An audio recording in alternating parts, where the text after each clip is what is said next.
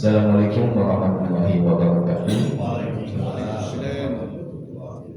Alhamdulillahirabbil alamin wassalatu wassalamu ala asrofil anbiya'i wal mursalin sayyidina Muhammadin wa ala alihi wa sahbihi ajma'in. Rabbi shrah li sadri wa yassir li amri wahlul 'uqdatam min lisani yafqahu qawli. Amma ba'du.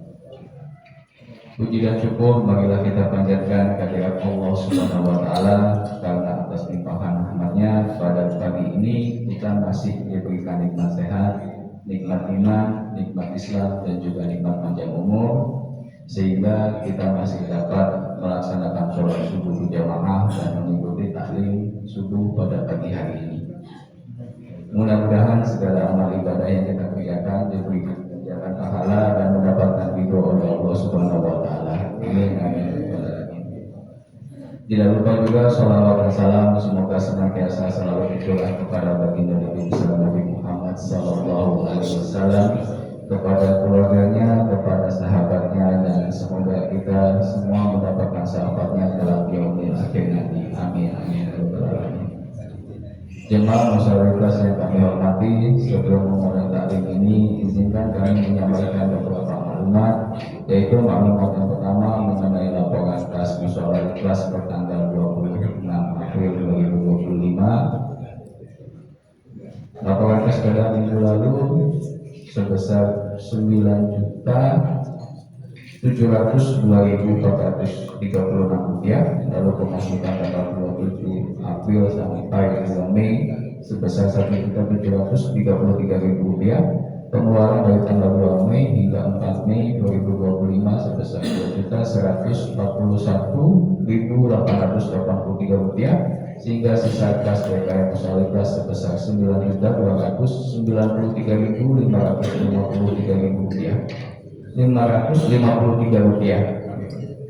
Lalu maklumat yang kedua yaitu mengenai laporan kas pemasangan kanopi Musyalikas saldo bertanggal 26 April 2025 sebesar 2.947.000 rupiah, penerimaan dari tanggal 27 April hingga 3 Mei 2025 sebesar 500.000 rupiah, sehingga saldo 3 Mei 2025 sebesar 3.447.000 rupiah. Dari penerimaan tersebut ada sedekah dari hamba Allah sebesar 500.000 rupiah. Jazakumullah khairan katsiran kepada Bapak dan Ibu jemaah sekalian atas infak dan sedekahnya terhadap pembangunan ini. Mari kita sama-sama membacakan Al-Fatihah kepada jemaah dan para donatur yang telah memberikan infak dan sedekahnya. Semoga Allah menerima infak dan sedekahnya. Semoga Allah senantiasa memberikan kesehatan, dipanjangkan umurnya, dan dikabulkan semua hajatnya. Amin. Al-Fatihah. A'udzubillahi minasyaitonir rajim. Bismillahirrahmanirrahim. Alhamdulillahirabbil alamin. Arrahmanirrahim. Maliki yaumiddin. Iyyaka na'budu wa iyyaka nasta'in. Ihdinas siratal mustaqim. Siratal ladzina an'amta 'alaihim ghairil maghdubi 'alaihim waladdallin. Amin. Kami dari DKM Aliklas tidak bosan-bosannya untuk mengajak para jemaah sekalian bagi kita bersama-sama untuk membangunkan mushola kita baik dengan infak dan sedekah.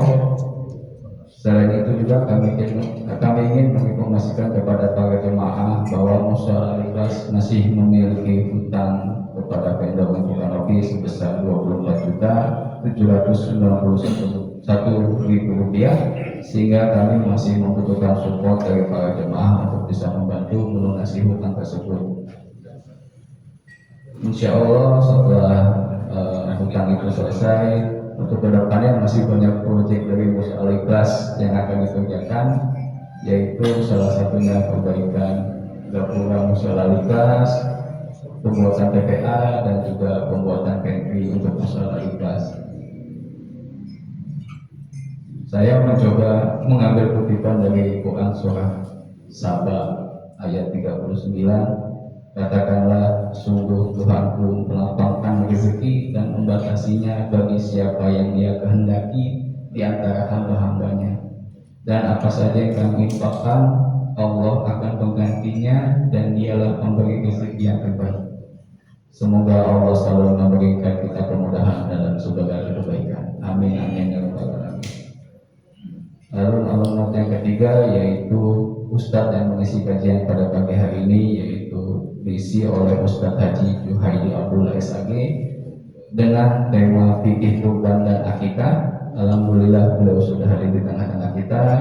Marilah kita doakan semoga beliau selalu diberikan kesehatan, dipanjangkan umurnya, dimudahkan segala urusannya, dan selalu dalam lindungan oleh Allah Subhanahu wa Ta'ala. Amin amin ya rabbal alamin. Nanti pada akhir sesi kajian akan ada sesi tanya jawab. Jika Bapak atau Ibu jemaah ada pertanyaan, nanti bisa disampaikan. Selain itu, alhamdulillah di tahun ini ada beberapa jemaah kita yang diberikan kesempatan oleh Allah Subhanahu wa Ta'ala untuk bisa menunaikan ibadah haji, yaitu yang pertama Ibu Hajah Melina Fauziah binti Haji Toha Abdurrahman, yang kedua Bapak Haji Susilo bin Hayat Sutoro, yang ketiga Ibu Yanti, yang keempat Bapak Agung. Sebelum kita mulai kajian, alhamdulillah salah satu wakil ketua pengurus TKM Aliklas yaitu Bapak Haji Susilo beserta istri yang insya Allah pada tanggal 10 nanti akan berangkat ke Tanah Haram untuk menunaikan ibadah haji. Beliau ingin memberikan ucapan satu atau dua kata kalimat sebelum beliau berangkat menunaikan ibadah haji. Kepada Pak Haji Susilo, dan Bapak silakan.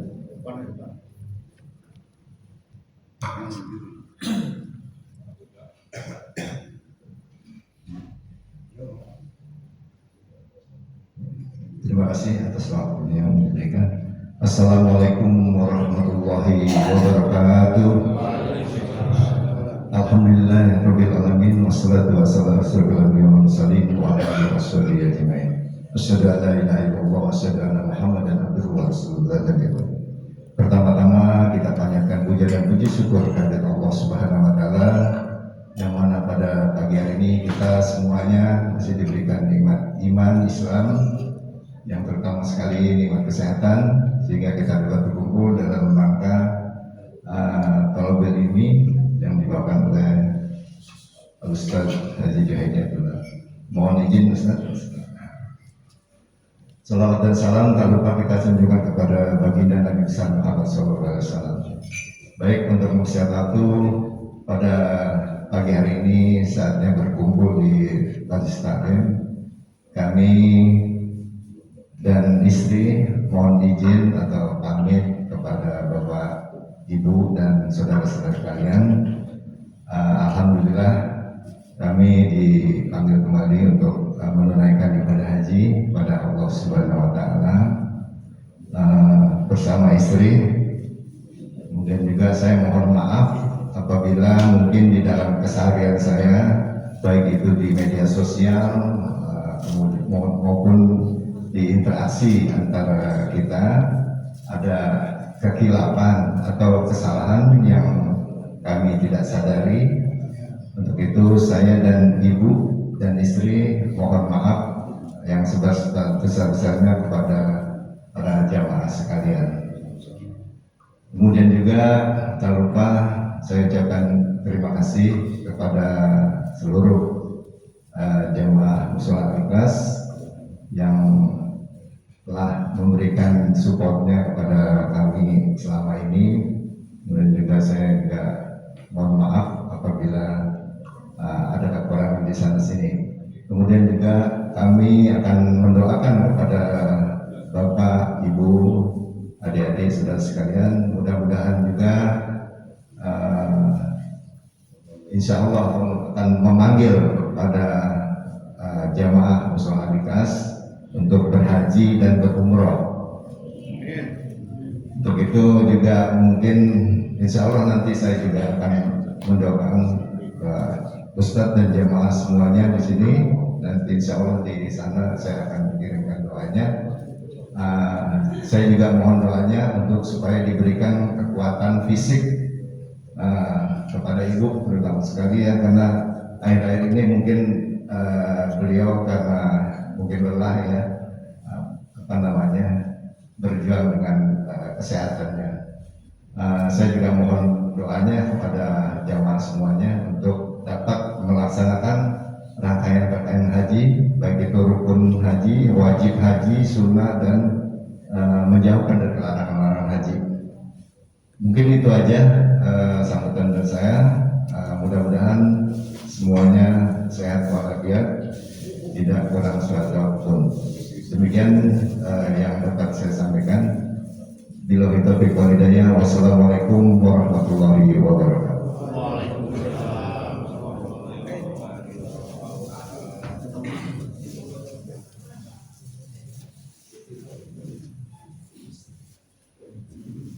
Berikut yang sudah disampaikan oleh Pak Haji Susilo untuk dendengkan haji. Demikianlah yang dapat kami sampaikan, dan tidak kurangnya kami mohon maaf. Dan marilah kita sama-sama menyimak kajian yang akan disampaikan oleh Ustaz Haji Jody Abdullah SAG kepada Pak Ustaz waktu dan tempat yang dikasih.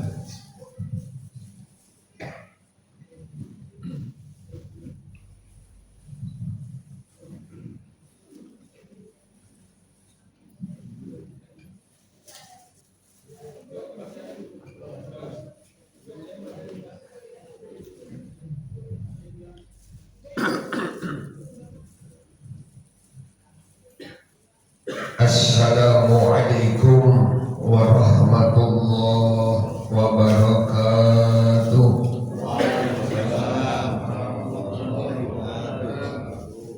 Alhamdulillahilladzi anzala as-sakinata fi qulubil mu'minin liyazdadu imanan ma'a imanihim. Asyhadu an la ilaha illallah wahdahu la syarika lah, al-malikul haqqul mubin, wa asyhadu anna Muhammadan abduhu wa rasuluh shadiqul wa'dil amin. Allahumma shalli wa sallim wa barik ala sayyidina Muhammadin wa ala alihi wa ashabihi ajma'in. Amma ba'du, qala Allah ta'ala bil Qur'anil Karim wa huwa asdaqul qailin. A'udzu billahi minasy syaithanir rajim. Bismillahirrahmanirrahim. Inna a'tainakal kautsar fasholli li rabbika wanhar inna syani'aka huwal abtar. Wa qala aidan wal budna ja'alnaha lakum min sya'airillahi lakum fiha khair. Wa qala Nabi sallallahu alaihi wasallam kullu gulamin murtahinun bi aqiqatihi tudbawi anhu yawma sabihi wa yuhlaku wa yusamma. Sadaqallahul azim wa sadaqa rasuluhu nabiyul habibul karim wa nahnu ala dhalika minasy syahidin wa syakirin walhamdulillahi rabbil alamin. Jamaah kaum muslimin wal muslimat rahimakumullah. Puji syukur kehadirat Allah Subhanahu wa ta'ala yang telah menganugerahkan nikmat yang tak terhingga, bil khusus nikmatul iman wal islam, nikmat sehat wal afiat, sehingga di pagi hari ini kita dapat dipertemukan kembali di kajian rutin kita yang materi pagi hari ini ilmu fikih atau fikih ibadah bertemakan al-udhiyatu wal aqiqah, kurban dan akikah. Mudah-mudahan dengan kajian ini makinlah memperkokoh ilmu pengetahuan kita dan mampu kita mengaplikasikan dalam kehidupan keseharian.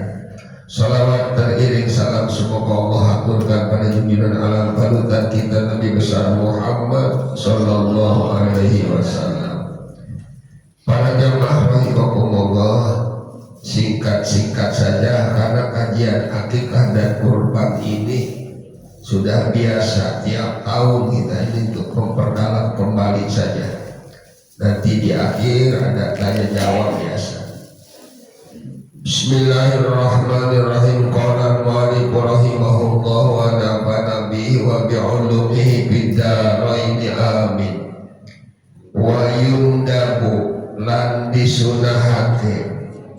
liman tarjamuhu kepada orang yang wajib nafaqatun nafaqah atau biaya far'ihi kepada keluarganya atau turunannya ayyauqa anhu hendaklah ia memotongkan akikah untuknya min wad'in ila bulugin dari mulai lahir sampai balik wahia dan utawi iku akikah kadohiyatin hewannya seperti kurban. Satu paragraf para jamaah untuk pedoman dari kitab Fathul Mu'in yang ala madhabnya Imam Syafi'i dicermati oleh kita bersama. Pertama, bahwa yundaku disunahkan, berarti akikah itu tidak wajib, hanya hukumnya sunnah, namun sunnahnya sunnah muakkadah, sunnah yang sangat dipentingkan. Kalau orang tuanya itu mampu, maka akikahnya itu kalau anak laki-laki 2 ekor kambing, anak perempuan 1 ekor. Kambingnya kata ini kitab kadohiyatin seperti kambing korban, jangan asal kambing. Lihat murah di penyedia akikah 1.760.000 pok misalnya. Ternyata kalau kita hitung-hitung ya mungkin sebesar apa itu kambingnya, kambing itu ya. Kalau 1.700.000 sudah dapat nasi, dapat acar, dapat jeruk atau pisang, dapat kerupuk misalnya. 60 pok harganya 1.700.000.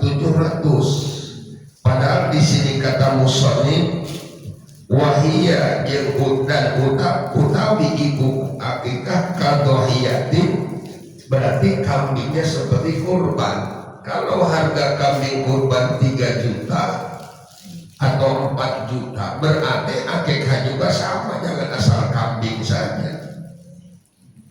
Makanya jangan kayak beli kucing dalam karung. Kalau kita punya mau akikah ya sah-sah saja kita melalui tadi jasa ya, jasa perusahaan yang menyediakan tentang akikah, sudah terima kiriman sekian box gitu.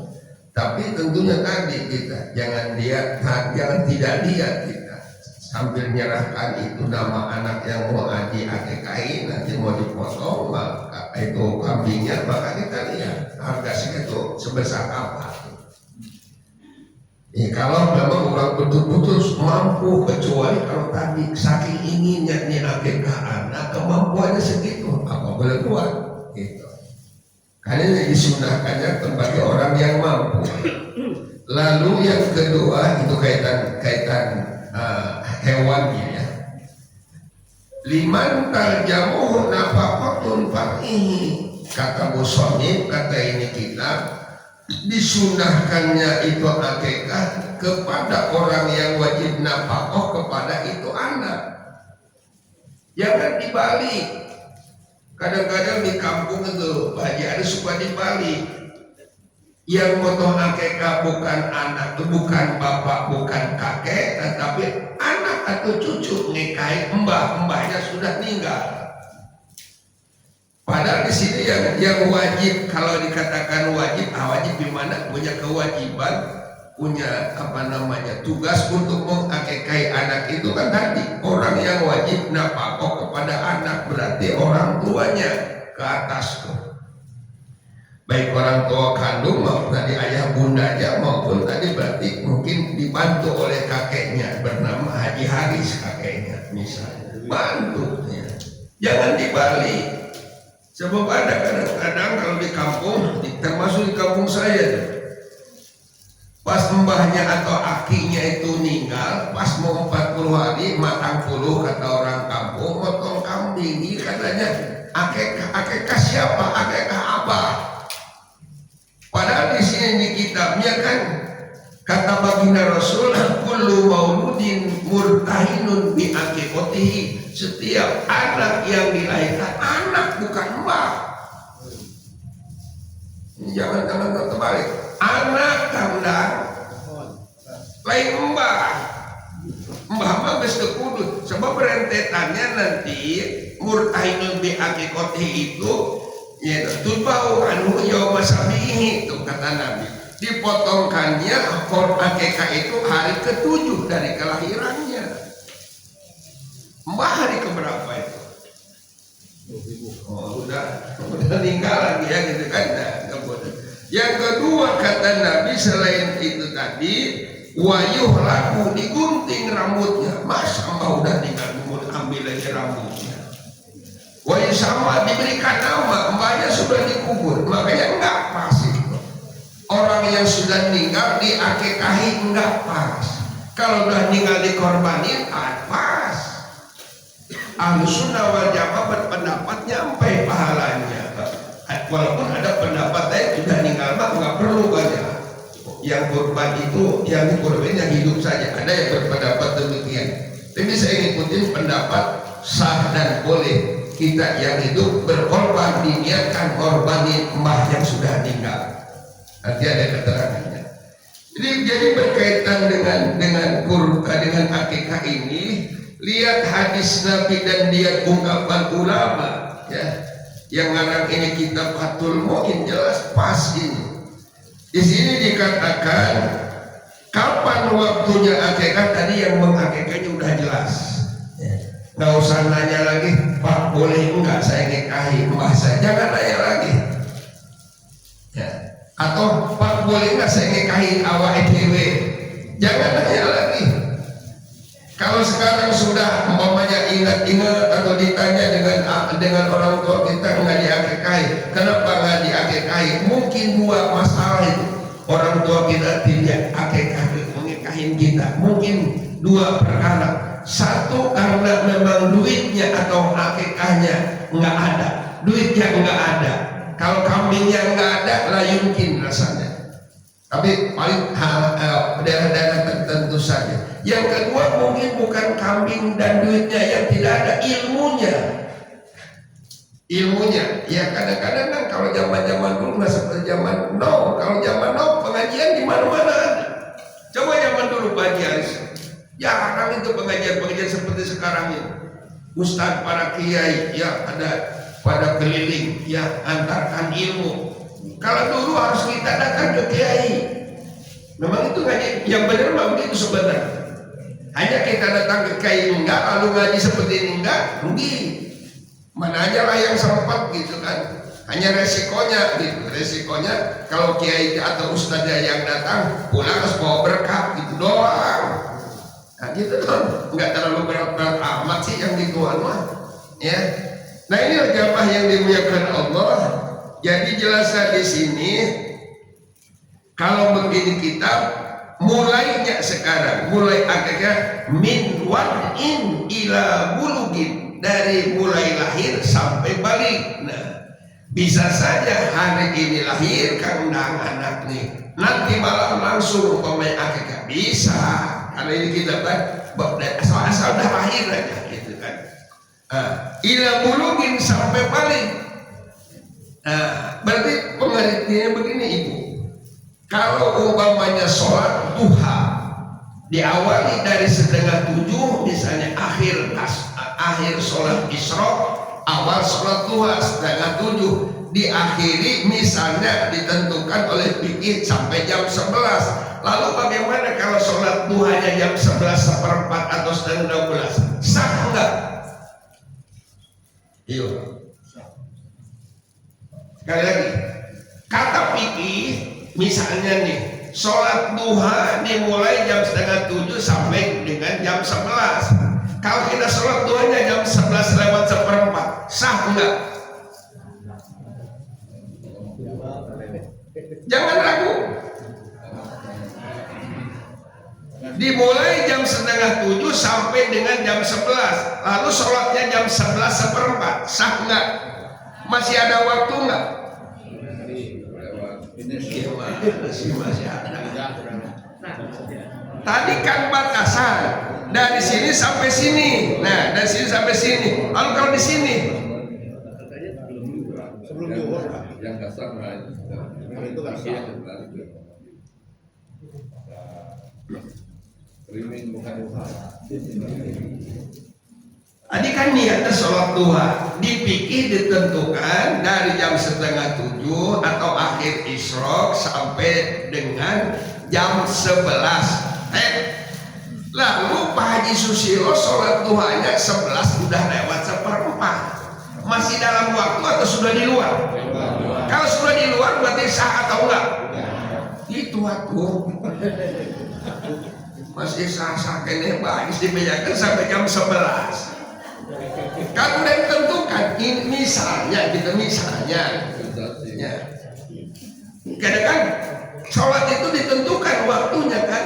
Kata sholat 5 waktu juga sama dengan dohor, sholat wajib misalnya. Barangkali kalau ini sholat wajib lah contohnya. Misalnya contohnya sholat maghrib, sholat wajib misalnya nih sholat isya berakhirnya dari terbenamnya mega merah atau sapakul ahmar atau mega itu apa ya? Mega ya yang di langit itu merah itu kan maghrib sampai umpamanya sampai subuh, sampai adzan subuh. Berarti kalau Pak Haji Susilo sholat isanya sudah adzan subuh baru sholat isya, sah enggak? Enggak sah. Kita kan mau kan sholat itu waktunya telah ditentukan. Ini mah sudah Adam orang-orang mah sholat sunnah fajar alias qobliyah subuh. Pak Haji Susilo mah misalnya sholat isya apa udah sah Kang Haji? Nah, karena sudah lewat waktu. Artinya kita tamsilkan ke akikah min wajin ila bulugin. Nah, dari lahir sampai balik misalnya kita batasilah mau laki kayak mau perempuan misalnya umur 15 tahun. Padahal perempuan mah balik itu bisa saja umur 9 tahun sudah balik. Yang penting kalau dia sudah menstruasi, misalnya anak kita yang perempuan umur baru 10 tahun tuh anak kita kalau udah mens berarti sudah balik. Nah, tadi kata kita min wajin ila bulugin sampai dengan balik. Berarti kalau orang umur 17, 18 tahun bahkan 40 tahun sah enggak berakikah? Ada lagi enggak dibolehkan akikah? Kan sudah dibatasi waktunya.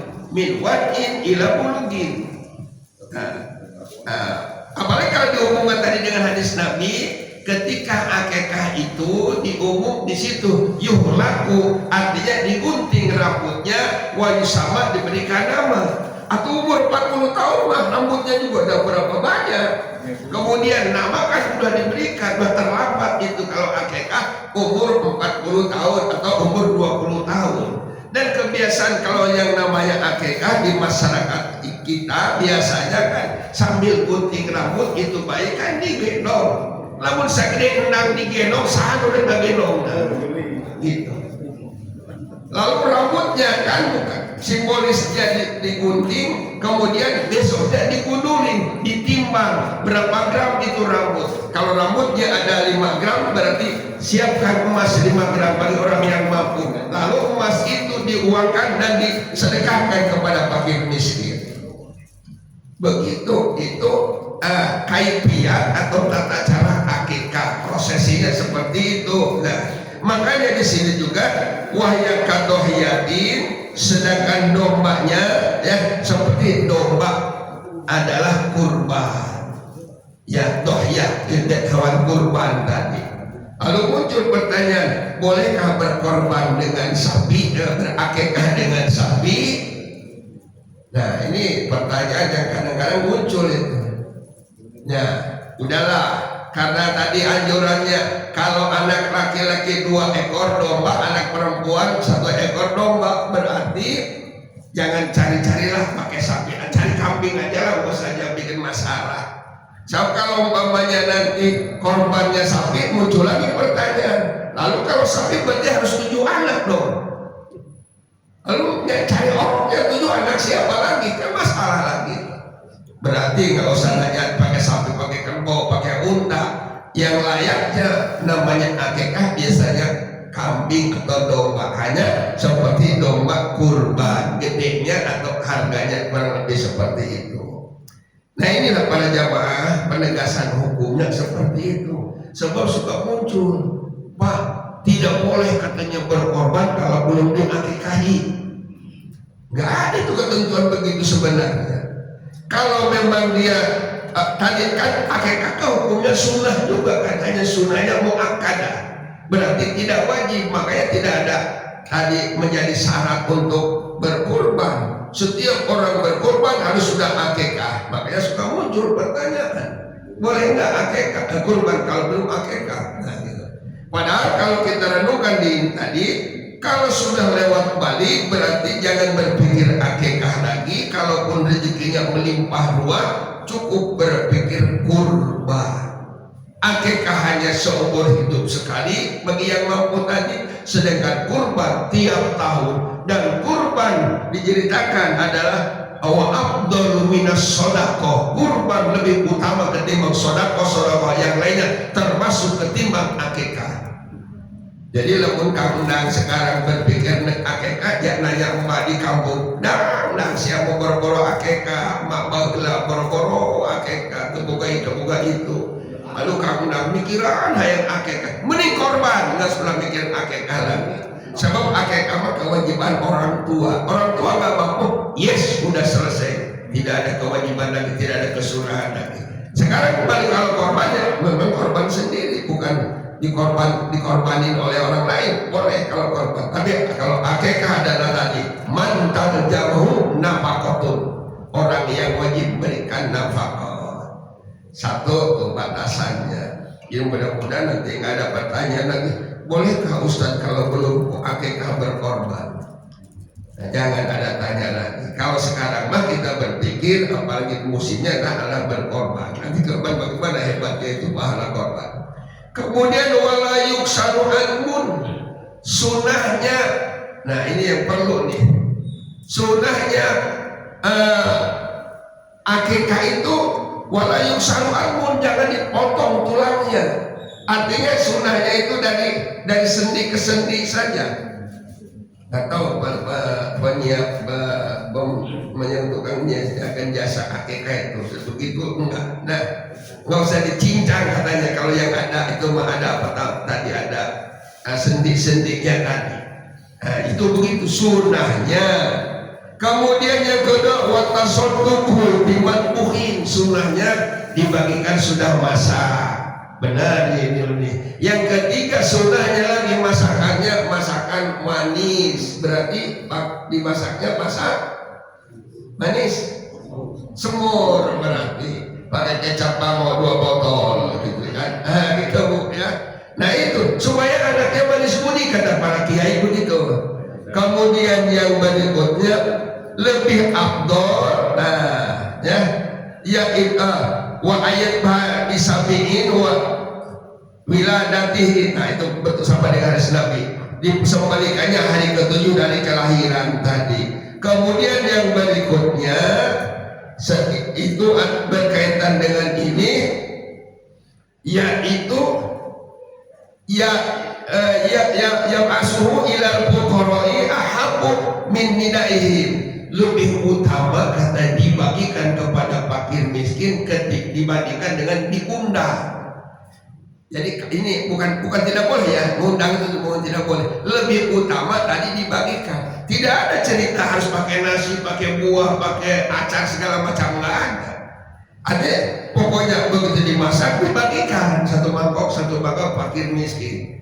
Tapi kadang-kadang kita sekarang rasanya nggak enak kalau akikah hanya bagikan masakannya doang, nggak pakai nasi, akhirnya kan diundang. Nah sah-sah saja mau undang pun, hanya ingat kata Nabi, makanan yang jelek adalah makanan walimah. Yang walimah bagaimana yang Nabi katakan jelek? Kadang-kadang orang-orang tertentu itu orang, ada 2-3 orang yang tidak diundang, orang-orang lupa undang, itu jadi jelek, jadi timbulkan fitnah nantinya. Makanya para jamaah yang dimuliakan Allah, kalau ada orang yang melakukan akikah lalu diantar-antarkan ke fakir miskin, berarti kalau orang kaya kalau nggak diantar,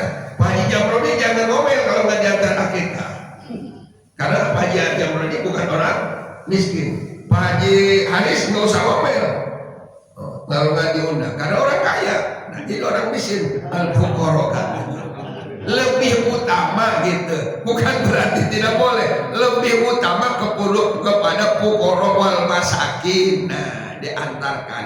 Nggak pakai nasi. Bagaimana kalau pakai nasi? Dilengkapi ada nasinya, ada acarnya lagi, ada jeruknya, ada kerupuknya lagi, ada empingnya misalnya. Ya silakan. Berarti nambah biaya. Nah, gitu para jamaah. Berikutnya wayu sama diberikan nama, nah ya kan itu biasanya kalau yang diundang itu kan diinformasikan namanya, diumumkan ke masyarakat. Karena di hari ke-7 tadi nama yang terbaik kalau pakailah nama asma Allah. Kalau pakai asma Allah disunahkan di depannya pakai abid. Ulangan sangat si Rahman, iya si Rahim, iya si Malik gitu. Tetap sunnahnya sempurnanya pakai abid, Abdul Rahman, Abdul Malik, Abdul Rahim, Abdul Muluk, Abdul Jabbar. Kalau perempuan tentunya nama-nama istri Nabi, nama-nama yang baik. Dan kadang kita wah ini lahirannya bulan apa ini dah? Bulan Mei, oh Melani udah. Nah, karena bulan Mei, bulan apa? April si Apriliani. Gitu, kalau perempuan. Tidak sadar-sadarkan ke nama bulan orang ya. Ini jamaah rahimakumullah kaitan dengan akikah. Selesai akikah tidak terlalu banyak. Sekarang kurban. Nah, yusanu mutaakidan disunahkan itu kurban, sunnahnya sunnah muakkad lihurin bagi orang yang merdeka. Hilangkan dulu cerita merdeka karena tidak ada lagi hamba saya sekarang. Qadirin berarti disunahkan sunnah muakkad berkorban qadirin kepada orang yang mampu ya. Qadir orang yang mampu. Kalau haji sebutnya mampu itu biasa istiqomah. Mampunya nggak dijebarkan dalam ilmu fikih dari mana dan gimana tidak disebutkan. Yang penting mampu.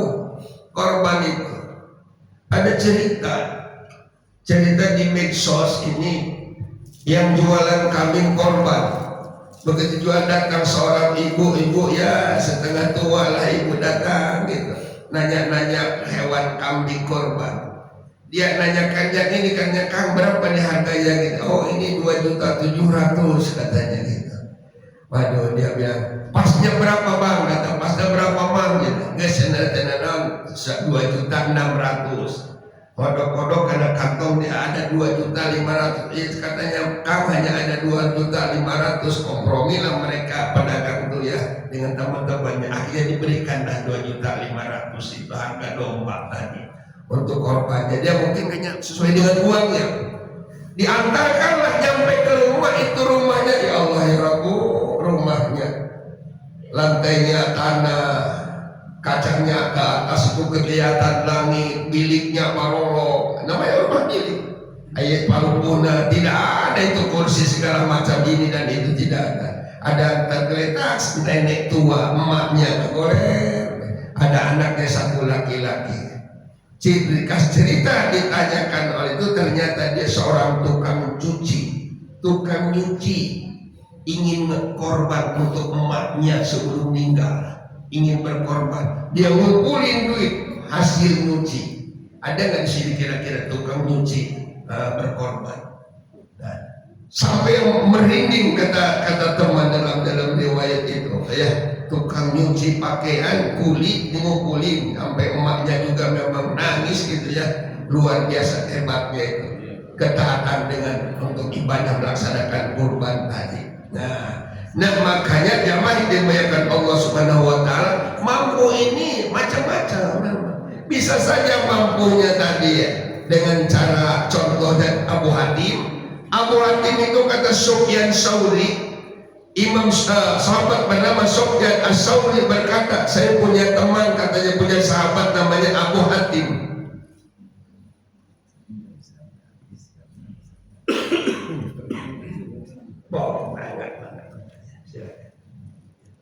Mohon maaf pada jamaah sekalian, mungkin saya tidak sampai habis ngikutin taklim ini karena ada acara pamitan juga di Masjid Nurul Jannah. Kebetulan dari DKM-nya memanggil saya untuk pamitan. Mungkin itu aja. Terima kasih Pak Ustaz. Ya, masalah di kopi Alhamdulillah. Salam jalan, kau bisa ketemu lagi. Ya silakan Pak. Jadi kembali para jamaah yang dimuliakan Allah Subhanahu wa taala, jadi berkaitan dengan mampu tadi bermacam-macam tadi kan.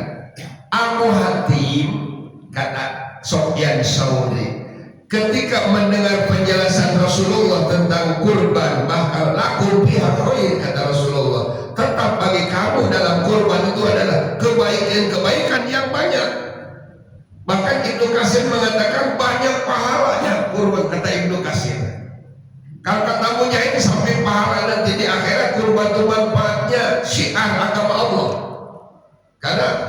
Karena sampai-sampai Kanjeng Nabi dalam kaitan dengan kurban, apa kata baginda Rasul kaitan dengan kurban ini? Rasulullah mengatakan, innamah hiya ayyamu akli wa syurbi wa dzikri azza wa jalla.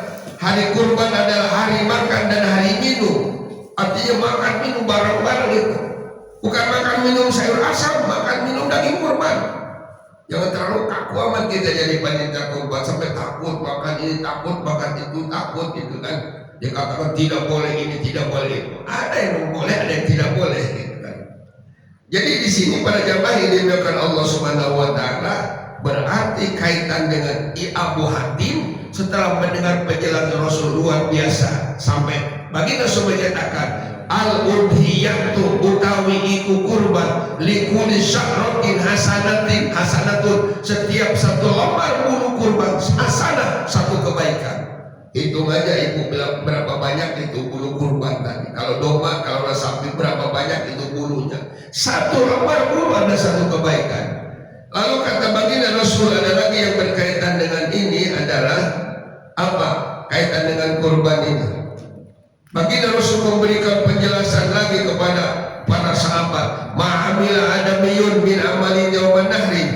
Tidaklah amal anak Adam amalan yang di hari nahar, hari berkorban.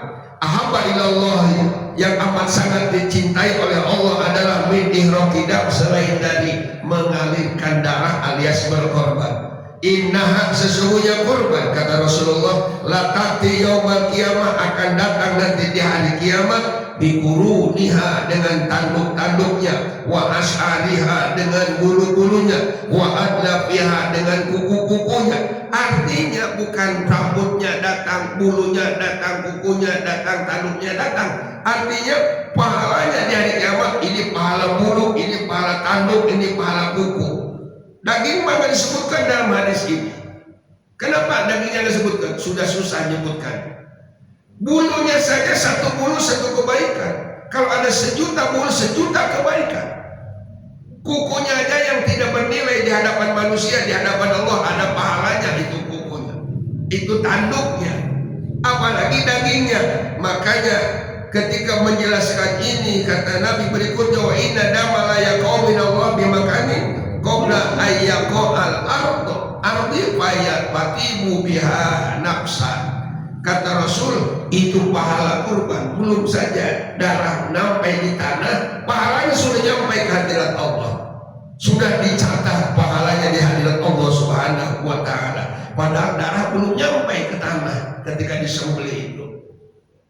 Kemudian kata Rasulullah SAW, berbahagialah orang yang selalu berkurban. Setelah mendengar ini, itu sahabat kata Abu Sufyan, Abu Hatim keluyur pagi-pagi nyemui Haji Said. Ada Haji Said di sini?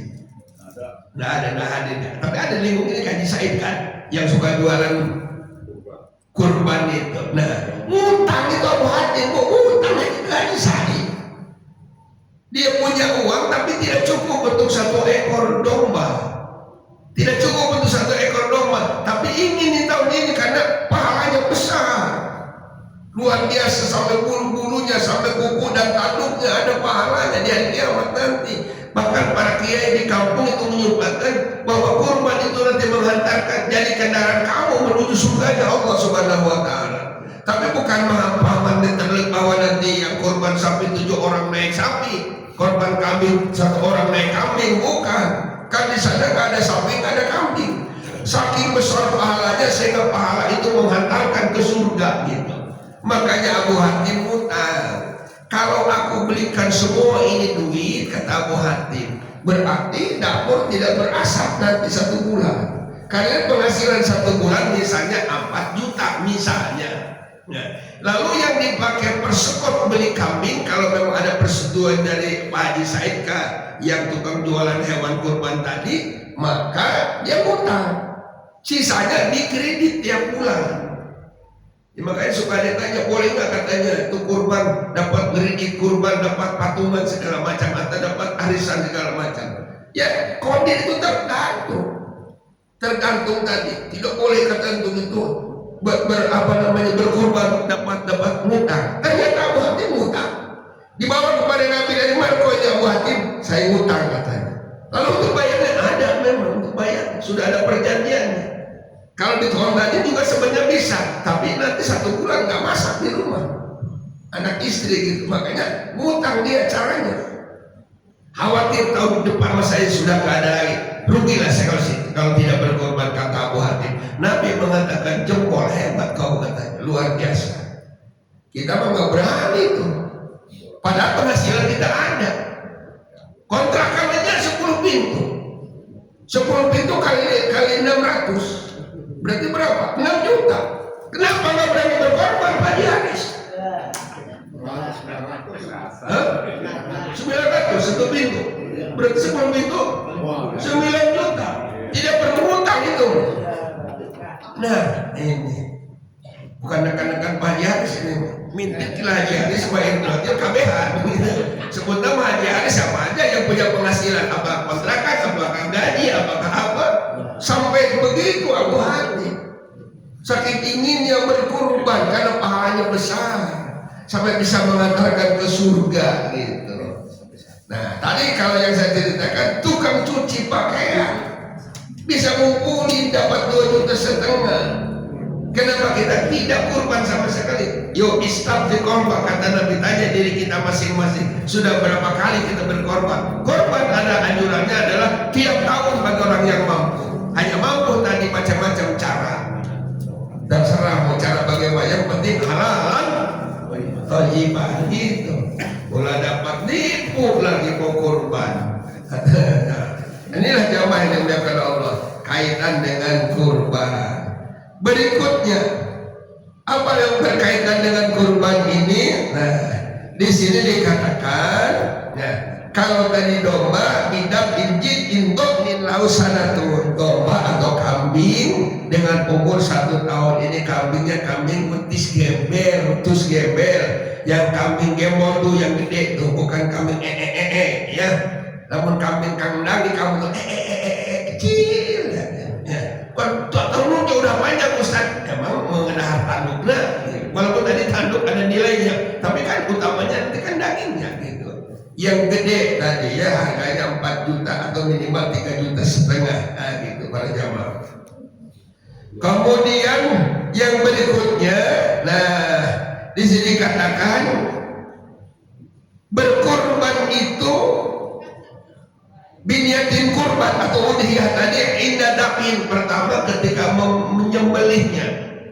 Jadi niatnya ketika menyembelih, karena sunnahnya kurban itu dipotong awak dhewe. Namun kandang berkorban berarti sunnah nama Abdul nama tak. Langsung kandang yang potong, telah dipotong Abdul nama, serahkan semua ke halayak. Silahkan bagi, nah gitu. Kandang mah yang daging kambing mah beli lagi di pasar itu. Tapi kan ingin berkah, kata boleh memakan maksimal 1/3 kata para ulama, atau 1/3 boleh. Ambil paha 1 mekandang boleh, potong ambil 1 paha yang serahkan.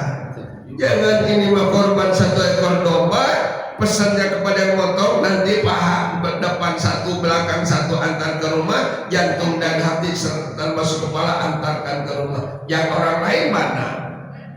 Nah misalnya, nah itu para jamaah ya. Jadi atau yang kedua niat kurbannya indah ta'yin,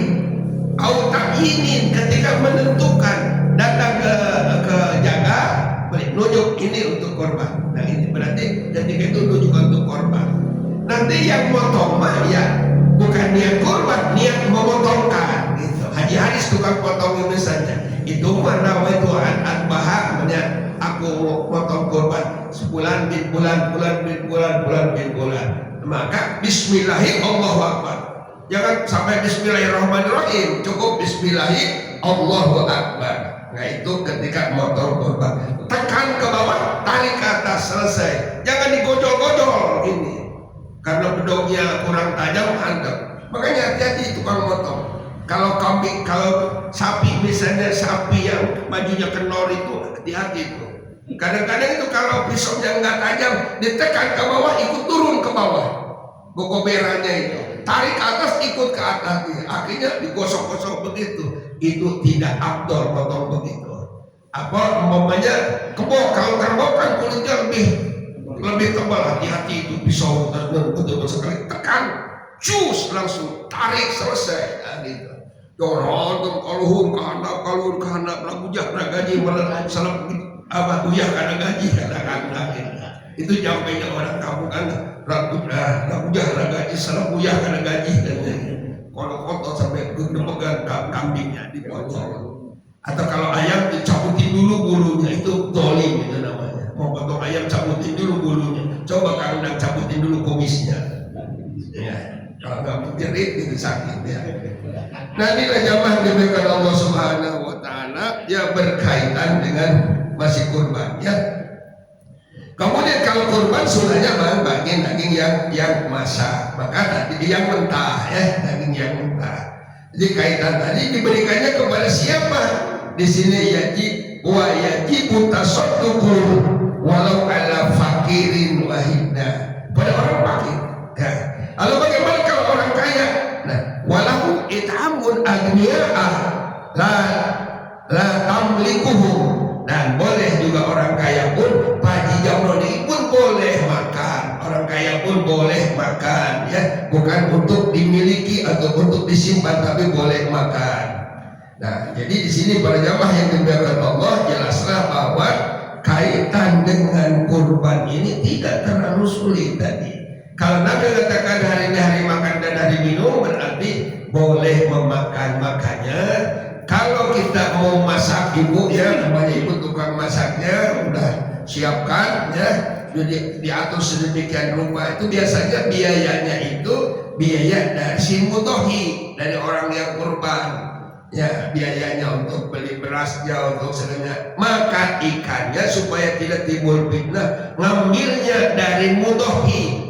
Kalau si mutohi yang berkorban dapat bagian sepertiga, misalnya sapinya 1 ekor, ada dagingnya 150 kilo daging, 150 dibagi 3 berarti sepertiganya untuk mutohi 7 orang, 2/3 untuk dibagikan ke halayak termasuk orang kaya. Boleh enggak yang bela akidah didapatkan kurban? Boleh saja kalau dia mau. Kalau dikasih boleh, berbeda akidah dengan kita, boleh saja. Nah, jadi mintanya kita ngambilnya dari yang 7 orang. 50 dibagi 7, sebelum bagi 7 lah minta dulu lah, minta halalnya ini 2 kilo nih untuk dibawa ke dapur nih. Tambahlah tulang-tulang sedikit dan hampir dimasak, makan, sudah capek makan bareng-bareng. Miskin yang kaya makan di situ. Karena hari ini hari makan dan hari minum, kata Rasulullah, tidak ada salahnya.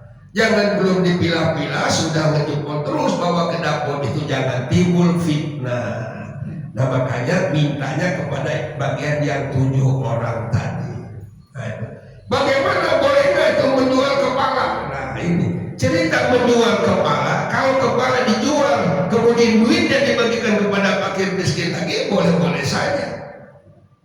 Tapi kalau begini mah, ada kadang-kadang satu masyarakat di dalam ada orang di luar tukang nadanya, di dalam ada panitia yang ngoper. Pas potong 10 ekor sapi, kepalanya lempar, dijualnya ke Padang sana. Bukan Padang sana, Padang yang ada di sini gitu.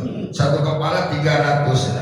Nah, dia banyak bagian yang jualnya sekian, yang di dalam tuh ada beberapa orang tertentu. Itu yang tidak dibolehkan. Fitnah itu tadi akan muncul. Tapi kalau tadi diumpamanya dijualnya oleh panitia, tapi banyak duitnya dibagikan tadi nih emak nih sebagian daging emak, iya uangnya untuk beli berasnya. Dari untuk silahkan saja. Yang tidak boleh itu untuk keuntungan orang perorangan. Termasuk kulitnya tidak boleh katanya jual. Kenapa tidak boleh? Kalau sini tidak ada budaya makan kulit karena tidak bisa mengolahnya. Andai kata dibagikan pun nanti percuma. Dibagikan ke hampir nanti sampai ke rumah oleh istrinya untuk apa bang ini? Akhirnya oleh istri kemana? Oh, kan dibuang akhirnya kan sayang. Bagi orang yang biasa memasak kulit ya enak aja, bisa aja. Tapi kalau yang tidak biasa dibuang itu. Bagaimana kalau dijual? Dijual bukan untuk dijadikan uang kas al-ikhlas, bukan. Tapi dijual tadi duitnya tetap kembali ke pokok masakin daging tadi, silakan. Atau dijualnya oleh mustahik. Motong 5 ekor sapi, kumpulkan ada 15 orang atau 20 orang fakir miskin. Nah, yang 4 orang, ente ini 4 orang A, B, C, D nih satu lembar, 4 orang 1 lembar dibagikan, dihakkan kepada mereka. Lalu oleh mereka dijual begitu, sah saja, kan itu sudah punya mereka. Yang tidak boleh dijual oleh panitia untuk kepentingan panitia, itu yang tidak dibolehkan. Nah itu para jamaah. Jadi kaitan tadi berhubungan dengan makan dan minum tadi silakan sah-sah saja, tapi caranya lah barangkali yang perlu diatur sedemikian rupa supaya tidak menimbulkan fitnah. Saya kira ini jamaah rahimakumullah, kurban yang tidak boleh makan adalah kurban yang dinadarkan. Contohnya, berangkatlah sebulan sebelumnya ke tempat peternakan sapi. Di situ ngomong si bapaknya, "Mak, anak-anak saksikan, ini ayah mau beli sapi ini kalau hidup cager sampai Idul Adha nanti mau dijadikan korban." Berarti kan dinadarkan kalau begitu. Kalau Pak Haji Haris ngomong begitu dinadarkan, maka Pak Haji Haris tidak boleh makan daging korban. Kalau keluarga mau boleh makan, Pak Haji Haris makan lauk asin saja. Itu karena dinadarkan. Makanya kalau ingin makan jangan dinadarkan. Wallahu a'lam bishawab. Silakan. Demikian kajian yang telah disampaikan oleh Ustaz Haji Ibrahim Abdullah. Jika ada pertanyaan dari Bapak atau Ibu mengenai materi yang disampaikan, kami persilakan.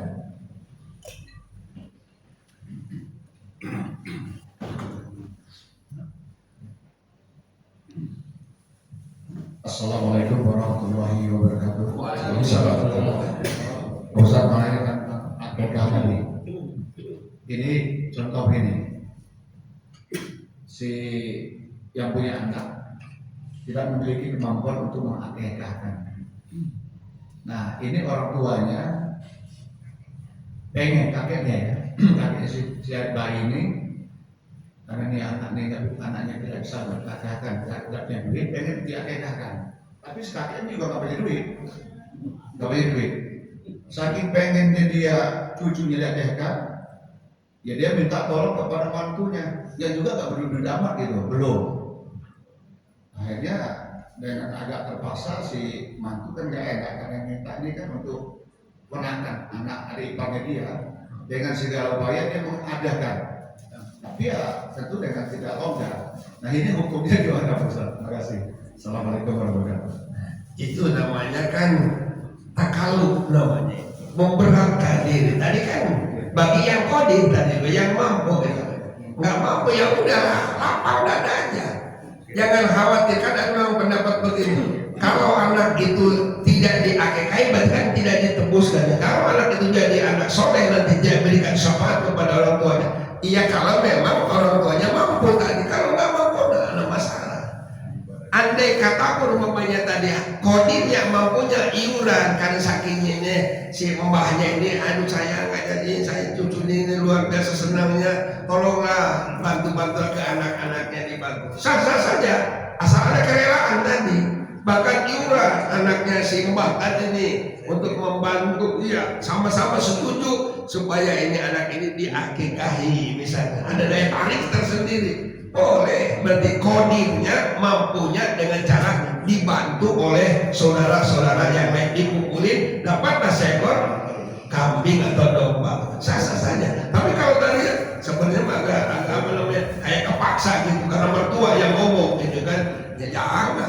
Jangan kayak pasar. Ibadah itu tidak takaruf, tidak memberatkan. La yukallifullahu nafsan illa wus'aha.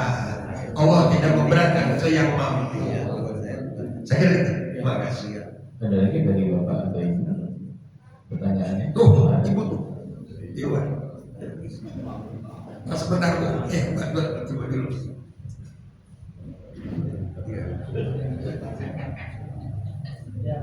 Assalamualaikum warahmatullahi wabarakatuh. Waalaikumsalam. Ini berkaitan dengan daging kurban Pak Ustaz ya. Tadi ini kan dijelaskan panitia itu tidak boleh memakan daging kurban kecuali hak dari para pengorban ya. Yang kecuali minta misalnya yang ngasih yang dari orang yang yang korban gitu ya. Masalahnya kadang kan kita nggak enak juga minta sama yang pengorban karena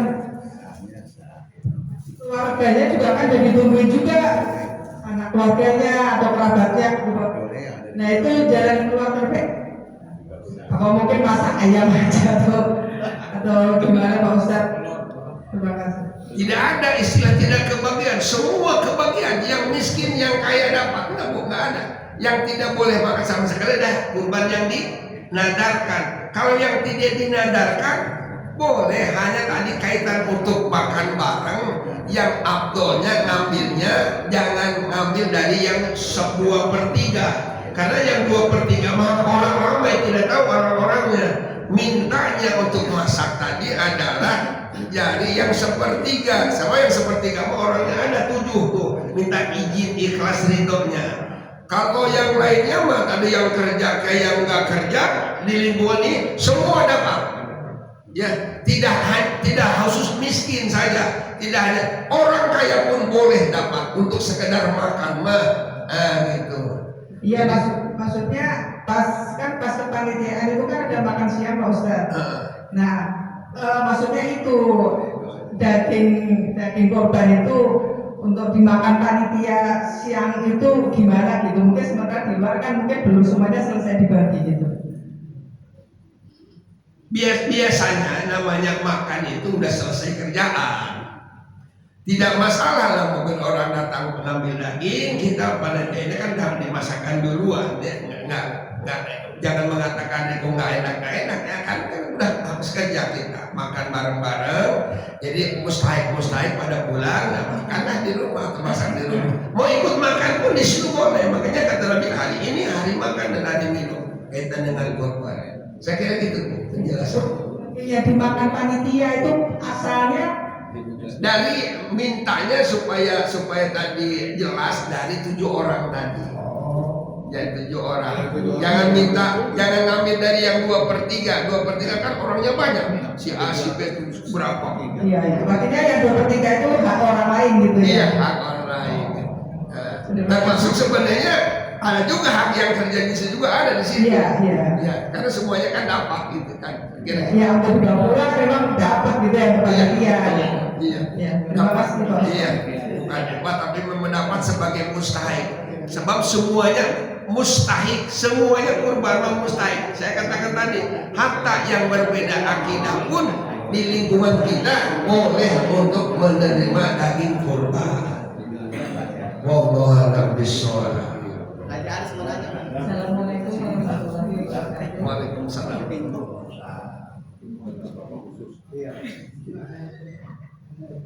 Pak Ustadz ini tentang kurban. Itu kan kalau misalnya kita memang dikatakan mampu, kita wajib berkurban. Terus kita sudah melaksanakan kurban kita yang pertama, kemudian selanjutnya misalnya setiap tahun kita ada rezeki, terus kita kan berkurban, tapi kurbannya itu untuk misalnya tahun ini almarhum ayah saya, tahun depan almarhum mama saya, terus mungkin besoknya tahun depannya lagi ada adik saya yang kurang mampu, saya kasih untuk kurban atas nama yang bersangkutan. Itu gimana ya Pak Ustaz? Terima kasih. Memang ada yang ngatur seperti itu. Pertama yang pokok dulu, katakanlah dalam rumah tangga kita, bapaknya, istrinya, kemudian suaminya, istrinya, anak-anaknya habis umpamanya tadi, atau sebelum ke anak bisa saja ke mbahnya atau ibu bapak kandung, walaupun sudah meninggal. Nah seperti itu. Tapi ada juga kalau dilihat hadis Nabi, pernah Nabi ngomong begini, Allahumma taqabbal min Muhammadin wa min ali Muhammadin. Ya Allah, minta terimakan ini kurban Muhammad dan keluarga Muhammad. Dipotong itu domba, diikrarkan Nabi untuk Nabi dan keluarga sekeluarga. Tiap tahun begitu, berarti nanti kebagian semuanya. Yang ngatur pahalanya sama Allah. Tapi ada juga yang ngatur tadi, karena 1 ekor kambing untuk 1 orang, 1 ekor sapi 7 orang, berarti kalau kita 1 sapi 1 keluarga, 1 tahun bisa sapi 1 untuk sekeluarga, suami, istri, anak sekian orang, mbah kita sekian 7 orang cukup gitu. Tahun berikutnya ada rezeki lagi, korban lagi, budak seperti pindah ke asal lagi nggak apa-apa, atau langsung saja untuk keluarga besar Haji Edi Jamroni, nah gitu misalnya, itu cukup diikrarkan begitu. Kalau udah sekeluarga besar, yang ngatur berapa pahalanya si A si B nya jangan dipikirin oleh kita, itu urusan Allah atau ganjarannya apa. Yang penting keluarga Haji Jamroni korbankan sapi yang ukurnya 5 ton misalnya, gitu kan. Nah itu boleh aja seperti itu, atau di perorangan umum boleh, gitu. Tidak terlalu sulit lah sebenarnya. Saya kira gitu. Terima kasih. Oke. Terakhir. Assalamualaikum warahmatullahi wabarakatuh. Pak Ustadz, saya ada 2 pertanyaan Pak Ustadz. Masalah kekah. Yang pertama, sekarang kan sudah marak yang iklan kekah di mana-mana, ya. Pokoknya si pengkekah itu terima persis saja, ya. Apa-apanya dari sana, semuanya diurus oleh itu. Terus kemudian yang kekah itu ya lepas begitu saja, ya, hanya mengeluarkan uang, tidak pernah melihat yang dikekahkan itu yang mana pokoknya, ya. Apakah itu termasuk yang abdol? Saya kita bukan sah tidak sahnya. Apakah itu abdol atau kurang abdol? Itu satu. Yang kedua, yang kekah ini kebetulan kerja di suatu tempat, ya bahasa katakan punya majikan gitu loh. Majikan itu melihat bahwa itu dia kerja di sini tapi dia tidak mampu untuk kekah, ya, tidak mampu, jangan untuk kekah. Sehari-hari pun dia repot lah, ya. Tapi si majikannya itu menawarkan, ya, ya udah, karena kamu kerja di sini, mungkin punya suami juga, ya kamu hasil di sini, ya terus saya bersedia membiayai untuk kekahan tersebut. Nah, kalau kekahan itu apakah termasuk hal yang dibolehkan, abdol, atau bagaimana penyaluran kekahnya tersebut? Terima kasih. Wassalamualaikum warahmatullahi wabarakatuh. Waalaikumsalam warahmatullahi wabarakatuh. Saya katakan tadi, jangan sampai kita beli kucing dalam karung. Kalau tadi kan bukan cerita sah dan tidak sah, abdol tidak. Memang abdolnya mah itu akekah itu tadi kan di rumah kita ada berbuat, kita berbuat dan pelaksanaan akekahnya sudah dapat pahala karena ibadah, melaksanakan satu sunnah gitu. Tapi boleh atau sah, ya. Tapi saya nggak mengatakan abdol, ya.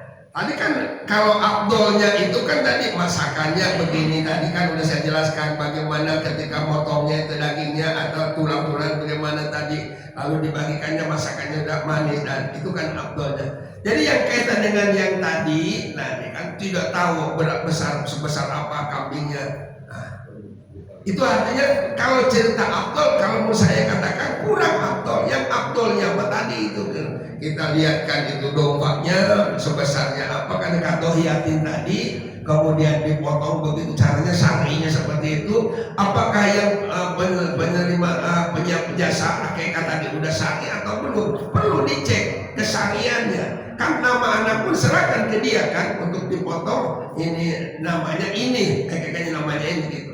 Begitu. Kalau cerita sahnya mah insya Allah sah-sah saja. Yang penting tadi dombanya katohiat, jangan gitu ya, masih anak namena gitu kan. Satu. Yang kedua, Tadi saya katakan kodirnya, mampunya itu macam-macam. Bos memberikan modal, berarti kan duit kita, udah terima, bahkan itu luar biasa. Jadi mampunya dia ada yang bantu, umpamanya tadi. Kalau tadi ada anaknya oleh supaya mereka tadi kan minta keluarga bareng-bareng misalnya, sah, itu mah lebih hebat lagi. Berarti bos peduli. Biarpun umpamanya bosnya itu min dinina, bukan seakidah dengan kita, tapi masih duit dia. Nih 5 juta kau kalau mau akekah, cucu kau mau di akekah ini aku bantu 5 juta, sah. Nah gitu, karena itu berarti duit kita dikasih oleh bos gitu. Saya kira kita jarang punya bos yang seperti itu. Kalau ada bos seperti itu jangan dikubur kalau belum mati. Terima kasih. Terima kasih. Habis selesai. Dari Bapak dan Ibu sekalian, sebelum menutup majelis ini, mohon izin Pak Ustadz untuk doanya khususnya untuk keluarga Pak Haji Susilo yang menarik daripada haji, dan semoga kita insya Allah dapat diberikan kesempatan juga oleh Allah untuk menunaikan ibadah haji dan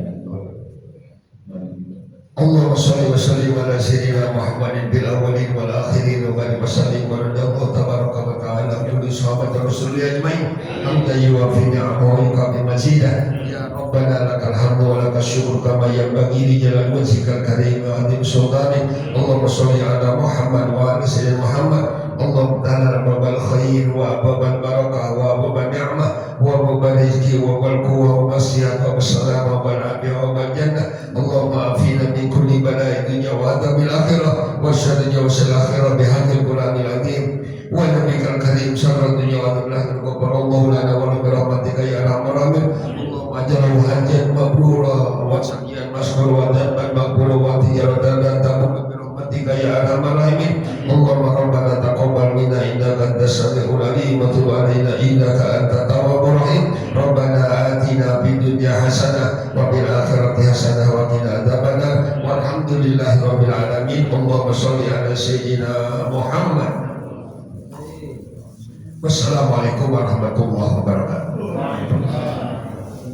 marilah kita tutup kajian ini dengan membaca Alhamdulillahirabbil alamin dan doa kafaratul majelis. Subhanakallahumma wa bihamdika asyhadu an la ilaha illa anta astaghfiruka wa atubu ilaik. Dan sebelum selesai, kita mungkin bisa berusaha dulu antara satu dengan yang lainnya. Terima kasih untuk kalian Bapak Ibu sekalian. Wassalamualaikum warahmatullahi wabarakatuh.